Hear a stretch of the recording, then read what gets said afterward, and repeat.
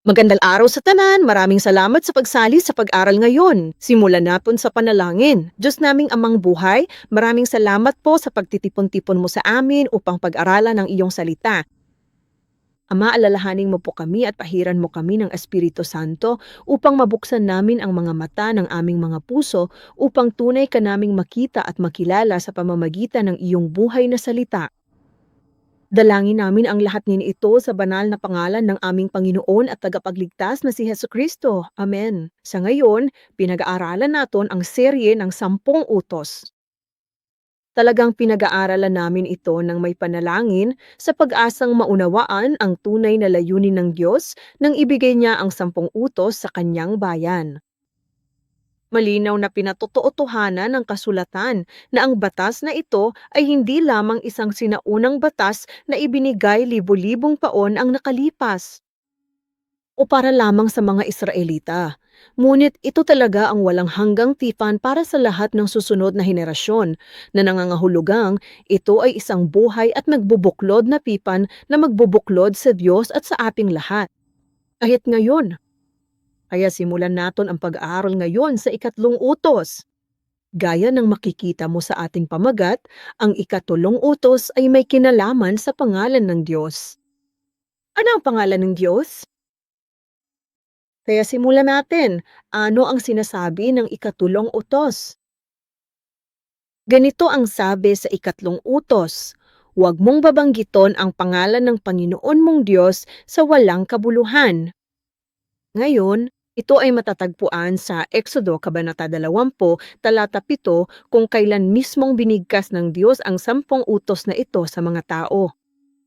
At ito ay muling lumilitaw sa Deuteronomio Kabanata 5, talata 11 nang ulitin ni Moises ang batas sa mga Israelita bago pumasok sa lupang tangako, ang lupain ng Kanaan. At gusto kong bigyang pansin mo ang pangalan ng Diyos. Anong pangalan ng Diyos? Ito ay ang Panginoon. Kaya tingnan muna nato ng ilang bagay. Ano ang ibig sabot ng pangalan? Ano nga ba? Gaano nga ba kahalaga ang isang pangalan? Upang tunay na masunod ang 3 utos, dahil tumatalakay ito sa pangalan ng Diyos, kailangan muna nating maunawaan ang pangalan ng Diyos.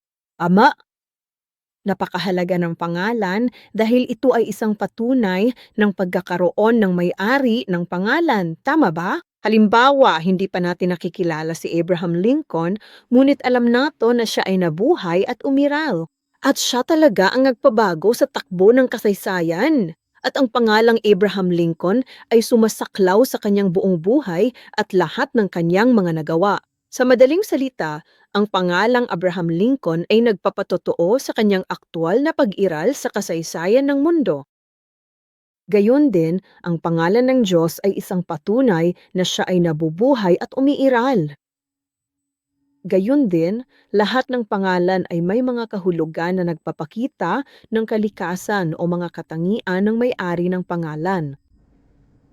Gayon din, ang pangalan ng Diyos ay sumasalamin din sa kanyang mga banal na katangian at sa kanyang walang hanggang pag-iral. Kaya ano ang pangalan ito ng Diyos? Gayang sinabi natin kanina, ito ay ang Panginoon. Sa Hebreho, ito ay Yahweh. Ang pangalang Panginoon, ang ibig sabihin ng Yahweh ay ako o ako ay kung sino ako.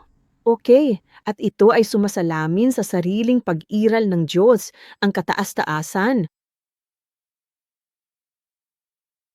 Gayon din, ang pangalang Panginoong Yahweh ay ang taning pangalan para sa Diyos ng Israel at ito ay lubang naiba sa mga Diyos ng mga pagano. Dahil labis na iganalang ng mga Israelita ang pangalang Yahweh, kaya naman tuwing makikita nila ito habang isinasali nila ang mga banal na kasulatan, humihinto sila. At hindi nila bikasin ang pangalang Yahweh gayang ginagawa naton. At sasabihon lang nila, ang ibig sabihin ng Adonai ay ang Panginoon. Kaya nga kilala si Yahweh bilang isang Panginoon. Hinding-hindi nila kailanman ipangahas na bigkasin ang pangalan ng Diyos. Dano nila kinapatakutan at iginalang ang pangalan. Sa katunayan, sa maraming lugar tulad ng 6,823 na lugar, binanggit ng kasulatan ang pangalan ng Diyos. Sige, para maintindihan natin, dumako tayo sa kung saan unang tinawag ng Diyos mismo ang pangalan. Sa madaling salita, ipinakilala ng Diyos ang kanyang sarili bilang si Yahweh. Ibig sabihin, sa Exodo Kabanata 3, ang tagpo ng pakikipagtagpo ni Moises sa nagyaliyab na palumpong. Ngayon, ito ang eksena kung saan kinatagpo ni Moises ang Diyos at tinanggak ang kanyang tungkulin bilang isang espiritual na pinuno ng mga Israelita para sa dakilang pag-alis na ito at sa paglaklakbay sa ilang upang sa wakas ay dalhin sila sa lupang pangako sa lupaing langkanan. Kaya naman sa pagkakataong ito ay nakaramdam si Moises ng labis na kakulangan. Gayunpaman, patuloy siyang pinalakas at inaaliw ng Diyos sa pagsasabing, hindi lang kita gagabayan. Pero ako mismo ay sasamahan mo, kaya huwag kang mag-alala, umalis ka lang. Ngunit si Moises ay labis na nag-aalala sa kung ano ang itanong sa kanya sa mga tao.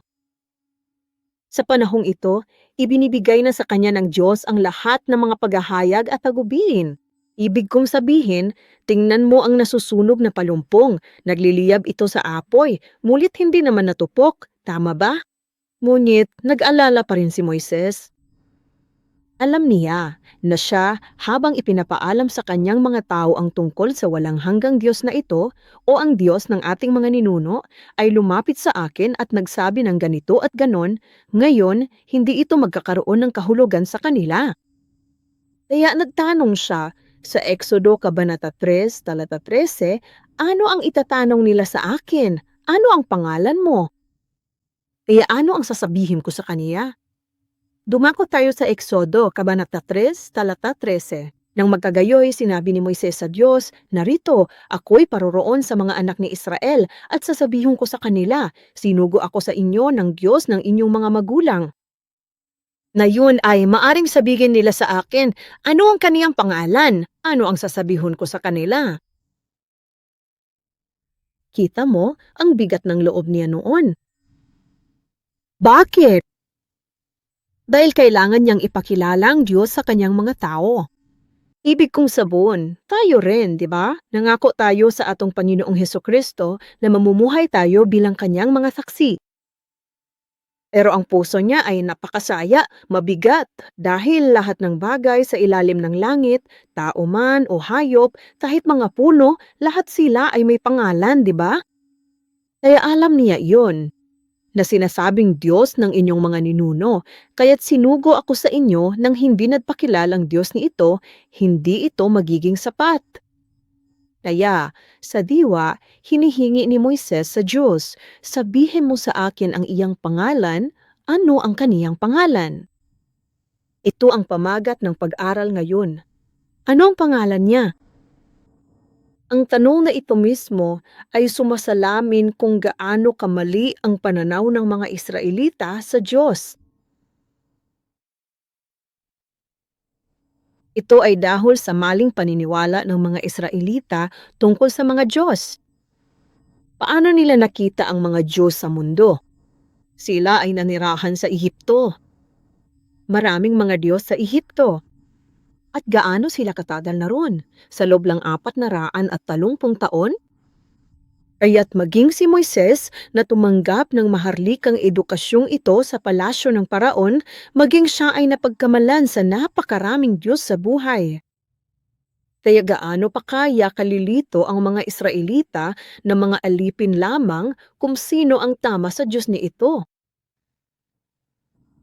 At ang mas malala pa, lahat ng Diyos ng Ehipto ay may mga pangalan at maging ang mga Israelita ay alam ang mga pangalan ng lahat na huwad na Diyos sa Ehipto. Kahit ang Diyos na ito, ang Diyos na buhaya, ay si Sobek.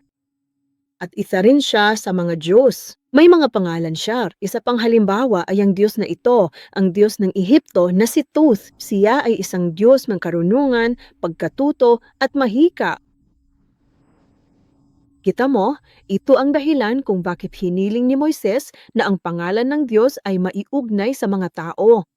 Sa madaling salita, napakaraming Diyos kaya kinailangan malaman ni Moises ang pangalan ng Diyos na ito upang ang Diyos na ito ay maiba, maihiwalay sa iba pang mga huwad na Diyos. Kaya si Reverend Aaron Park talaga ang nagsabi ng malalim na mensaheng ito. Sabi niya, bakit kailangan ang pangalan ng Diyos? Bakit maging kinailangan ang pangalan ng Diyos?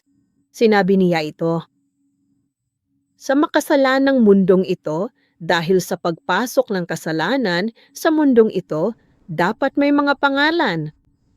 Kung hindi, magkakaroon ng maraming kalituhan dahil sa kawalan ng kakayahang makilala ang tunay na Diyos mula sa mga huwad na Diyos. Kaya makikita natin na sa buong Biblia, ipinakikilala ng Diyos ang kanyang sarili sa pamamagitan sa mga pangalan. Ngunit, kailangan muna nating maunawaan na itanong ni Moises, ano ang pangalan mo? Gaano kaya kalungkot ang loob ng Diyos nang sagutin niya ang tanong na ito? Kaya tingnan natin ito sa ganitong paraan. Paano natin makikilala ang atong mga magulang? Naiba ba natin ang ating mga magulang sa iba sa pamamagitan ng kanilang mga pangalan? Ano naton masasabi na sila ang atong mga magulang? Nahibalo na ta, makita nato na sa ilang mga nawong, kahibalo ta unsaon nila paglakaw o pagsulti, di ba? At tayo rin ay naglalakad at nagsasalita tulad ng ating mga magulang, gusto mo man o hindi. Lapit ba ang isang bata sa kaniyang ina at magtanong, ikaw ba si Mary Jane? Kung sasabihin ng nanay na, oo, kung gayon ay oo nga, kung gayon ikaw ang nanay ko. Sinong batang gagawa na yan sa ana, di ba? Kaya sino ang nakakakilala sa pangalan sa kaniyang mga magulang? Sabihin natin, nagkita kayong tatay mo pagkatapos ng 40 taon. Ang pangalan niya ay John Doe. Kaya sabi mo, ang pangalan mo ay John Doe. Siguradong ikaw ang tatay ko. Sige. Pero may nakilala kang ibang tao, may parihong pangalan, si John Doe.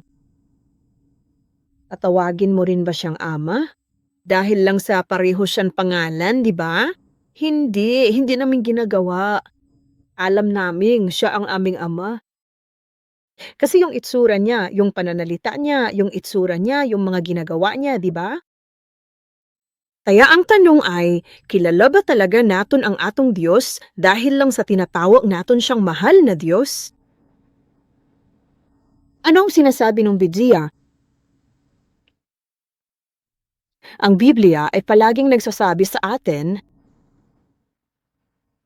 maging mas katulad ko, pakisuyong angkinin ang puso ko, pakisuyong tularan ako, makibahagi sa banal na kalikasan ng Diyos. Tama ba? Kailan sinasabi ang Biblia na dapat mong malaman ang pangalan ng Diyos?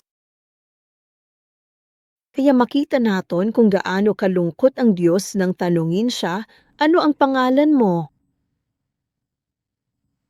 Una, sinasabi sa atin ang mga taga-Korinto, Kabanata 8, talata 5 hanggang 6. Maraming Diyos at maraming Panginoon sa langit at lupa, ngulit iisa lamang ang Diyos na atong Ama, ang tunay na Diyos. Sapagkat kahit na may mga tinatawag na mga Diyos, maging sa langit o sa lupa, gaya ng katotohanang maraming mga Diyos at maraming mga Panginoon. Ngunit, para sa atin, iisa lamang ang Diyos, ang Ama na siyang pinagmula ng lahat ng bagay at tayo'y umiiral para sa Kanya. At iisa lamang ang Panginoon, si Hesu Kristo, na sa pamamagitan niya ang lahat ng bagay at sa pamamagitan niya ay umiiral ang mga ito. Kahit pa maraming nanay sa bayan, hindi naton kailanman matatawag na nanay ang lahat ng nanay, di ba? Pero iisa lang ang tao, ang mismong nagsilang sa atin, ang tatawagin lang nating ina, di ba? Halimbawa, sabihin nating ang isang sanggol ay pinagalitan ng kanyang ina. Pero gagapang pa rin ang sanggol pabalik sa kandungan ng ina, tama ba? Kahit gaano pa karami ang pagalitan ng sanggol. Siguro kahit na matapos siyang paluin, gagapang pa rin ba ang sanggol papunta sa ibang ina sa dahil lang sa pinagalitan o pinalo siya ng kanyang ina? Hindi kailanman nakikilala ng sanggol ang kanyang ina. Kaya nang magtanong si Moises, Diyos, ano ang iyong pangalan? Parang sinasabi mong, para makilala kita, kailangan mong sabihin sa ako ng pangalan mo. Ang Diyos ang atong Ama. Pinatotoo-tuhanan Biblia na siya ang nagsilang sa aton. Napakaraming lugar sa Biblia. Isa sa maraming talata sa Juan, Santiago 1, talata 18. Pinili niya tayong ipanganak sa pamamagitan ng salita ng katotohanan upang tao'y maging mga pangunahing bunga sa lahat ng kanyang nilikha. Kaya kapag tinatanong naton ang atong amang Diyos, ang mismong Diyos na nagsilang sa aton sa pamamagitan ng kanyang salita, kapag tinatanong naton siya, ano ang iyong pangalan? Ano sa tingin mo, ang tunay niyang magiging sagot ay? Ang sagot niya ay, anak ko, alam mo ba? Kamukha mo ako. Tingnan mo ang sarili mo sa salamin. Magkakareho tayo. Iyan ang tunay na kasagutan mula sa atong Ama, ang Diyos. Pero heto na nga, ulit-ulit namin siyang igigigit at tinatanong, hindi, pero sabuhin mo sakon ang pangalan mo, saka kita tawaging Ama. Kapag humingi ng sustento ang isang bata, sinong magulang? Bago buksan ng pitaka, huminto mo na at tanungin kung, uy bata, anong pangalan ko? Uli, magulang ang gagawa niyan, di ba? Pero ito na nga, tinatanong naton ang Diyos, ano ang pangalan mo? At gayon pa man, ang ating mapagmahal na Ama ay nagbibigay pa rin ng sagot. Ano ang kanyang pangalan? Sabi niya, ako ay kung sino ako, Yahweh. Kaya ang ibig sabihin ng pangalang ito ay, ako ito.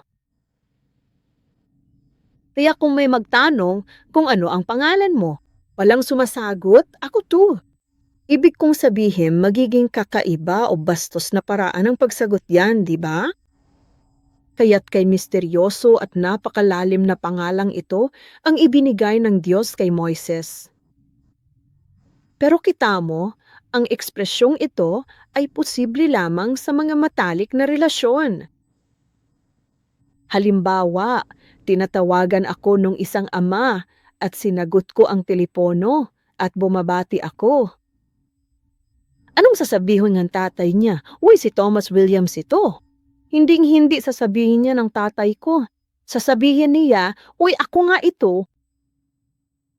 Kita mo, ingon ana, pagpangutana ni Moises sa Diyos sa iyang ngalan, miingon siya, ako mao, lakaw na. Kaya kinailangan umalis si Moises nang hindi man lang inaalam ang bigat at lalim ng kahulugan ng pangalang ito. Gaano ba ito kagilagilas? Dahil ang mga Israelita, ang mga tunay na anak ng Diyos, ay kulang sa espiritual na pananaw upang maunawaan ang malalim na katotohanan ito. Hindi nila maaaring iwan ang kanilang mga maling paniniwala sa mga Diyos at hiniling pa rin nilang malaman ang pangalan ng Diyos. At naunawaan ito ng Diyos. Ang ating maawain at mapagbihayang Diyos, isang mahabagi na Diyos na nakakaintindi sa ating bumagsak at tiwaling kalikasan. Dahil alam niya ito, itinuro niya kay Moises na ang pangalan niya ay Yahweh. Kaya nasa Genesis, Kabanata Exodo, Kabanata 3, talata 14, sinabi ng Diyos kay Moises, ako nga, ang ko nga. At sinabi niya, ganito ang sasabihin mo sa mga anak ni Israel, aking sinasabi, ako ang nagsugo sa akon sa inyo. At sa susunod na talata, sinabi pa ng Diyos kay Moises, ganito ang sasabihin mo sa mga anak ni Israel. Ang Panginoon, si Yahweh, ang Diyos ninyong mga ninuno, ang Diyos ni Abraham, ang Diyos ni Isaac, at ang Diyos ni Jacob. Sinugo niya ako sa iyo, at ito ang aking pangalan magpakailanman, at ito ang aking pinakaalaala sa lahat ng salinlahi. Ang Diyos ay umiral ug nabubuhay magpakailanman ng walang anumang pangalan. Hindi niya kailangan ng pangalan, lalo na pagdating sa relasyon natin sa Kanya, kundi para mailigtas ang Kanyang mga anak. May mga ignorante na Israelita na nakakalimot kung sino ang kanilang tunay na ama. Upang iligtas ang mga taong ito, ang Diyos ay naging isang Diyos na may pangalang at sinabihan sila na tawagin siya, ako nga si Yahweh. Kaya mula sa puntong ito, makikilala na ngayon ng kaniyang mga anak ang kanilang tunay na ama mula sa iba pang mga huwad na Diyos ng Ehipto. Ito ang kaniyang pangalan, Yahweh. Ako ito. Kaya paano na siya mababaliwala o mabaliwala ang pangalang ito, di ba? At kaya nga pag-aaralan naton ang ikatlong utos bukas sa panahon ng padlinglingkod sa araw ng Panginoon. Nakasaad diyan na huwag mong babanggitin ang pangalan ng Panginoon mong Diyos sa walang kabuluhan. Sana ay mas marami pa tayong naunawan sa atong pag-aaral ngayon tungkol sa pananaw ng Diyos nang sabihin niya ang utos ni ito sa atin. Ang kahulugan ng pangalang Yahweh mula sa pananaw ng atong Diyos. At dalangin ko na sana'y maalala tayo ng ating Diyos at patuloy tayong pagpalain at buksan ng atong mga mata upang tunay na ibalik ang ating mga puso sa Kanya dahil Siya ang ating Ama na nagsilang sa atin, nang sa gayon ay tunay at nararapat natin siyang tawaging Aba, Ama. Manalangin tayo. Ama naming Diyos, maraming salamat po sa pagtuturo sa amin ngayon ng ikatunlo utos. Kami ay mga ulilang espiritual, Ama. Inaamin namin sa harap mo, kami ay mga ulilang espiritual na nalito at inabuso ng mga huwad na Diyos ng mundong ito. Dahil tayo ay mga alipin sa mundong ito, parang Ehipto iyon, hanggang sa dumating si Jesus sa ating buhay at inilagtay tayo sa tamang relasyon sa iya. Hindi natin alam kung sino ang ating tunay na ama. Kaya Ama, nais naming maging mga anak mo na tunay na nakakakilala at nakakaunawa sa iyong puso at kalooban. Kaya't ipakilala mo ang iyong sarili sa amin sa bawat sandali ng aming buhay upang kami ay tunay na magtiwala sa iyo at hindi na mag-alala o matakot pa. Para sa lumikha ng sansinukob, ang makapangyarihang Diyos ay ibinubulong ang kanyang pangalan sa atin, Yahweh, ako ito, ang iyong Ama. Muli kaming nagpapasalamat sa iyo sa banal na pangalan ni Jesus. Tayo ay nananalangin. Amen. Ibigay naton ang lahat ng kaluwalhatian sa ating Diyos Ama. Salamat.